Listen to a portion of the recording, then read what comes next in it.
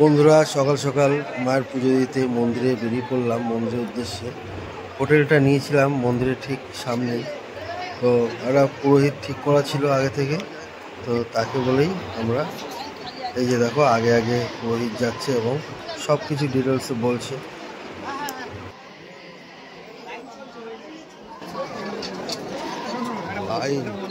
Line শুরু হলো। হ্যাঁ, লাইন দেখো বন্ধুরা, গোডাউনের লোক দেখো, এখানে 5খানা পাক আছে, ঘুরে ঘুরে ঘুরে লাইনে আছে সব। হ্যাঁ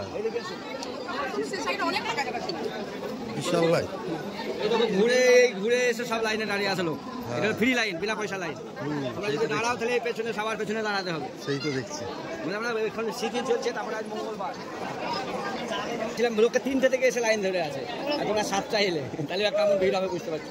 6টার সময় আসতে বলে, যত সকালে এলে তারপরে বাবা বললে না, যত একটা পয়সা লাইন আছে, এখন টিকিট করে দিয়েছে। হ্যাঁ এখন করে দিয়েছে বিনা পয়সায়, যে যাবে বিনা পয়সায় দাঁড়াক। আর যদি কারোর সময় কম থাকে বা তাড়াতাড়ি থাকে তাহলে ভিআইপি এখন কাউন্টারে, আমাদের হাত নাই। আমি পুজো করবো মার কাছে দাঁড় করিয়ে, হাতে মালা দিয়ে নাম গোত্র সংকল্প পুজো আমি ভালোভাবে করবো, কিন্তু গেটের পয়সা দিয়ে টিকিট কাটতে হবে। তাও কত? ওইটা একটা লাইন 500 টাকা, কমও হবে না বেশিও হবে না। আগে 1000 ছিল, তো লাইন আছে না ওই লাইন নাই, ফাঁকা পুরো ডাইরেক্ট। দেখি এসো জেনারেল দেখলে তো। হ্যাঁ বিশাল লাইন বন্ধুরা, মানে টিকিট কেটে লাইনে দাঁড়াবো বলছে, বেশি লাইনে দাঁড়াতে হবে না। দেখি একটু যাই।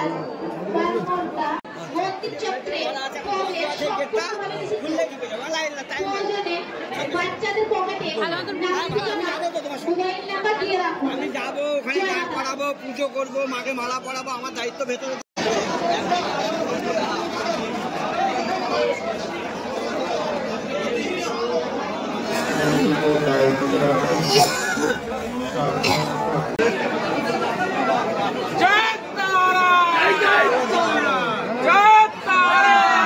সবুজরা নিষেধ আছে ওই দিক দিয়ে, তো ওই দিকে চলতে সবই নিষেধ, সবই। হ্যাঁ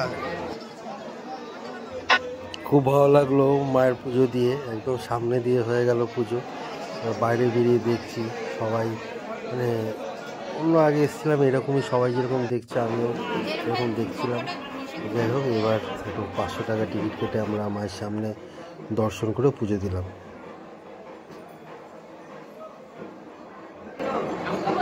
এদিকে দেখো,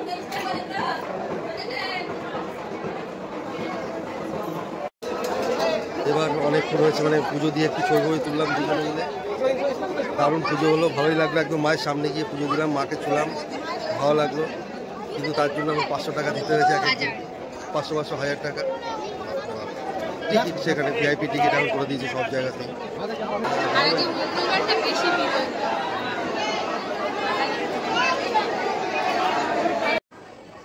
এখানে ঢিল সুতো দিয়ে বাঁধা অনেকে বিক্রি করছে, 10 টাকা করে পিস। সবাই সেই ঢিল নিচ্ছে, নিয়ে দেখো পাশেই সব ঢিলগুলোকে বেঁধে দিচ্ছে, আর ওদের সেই মানসিক করার। আর পাশেই পুকুরটা, একদম জল নেই বলতে পারো, একটুখানি জল মাঝখানে।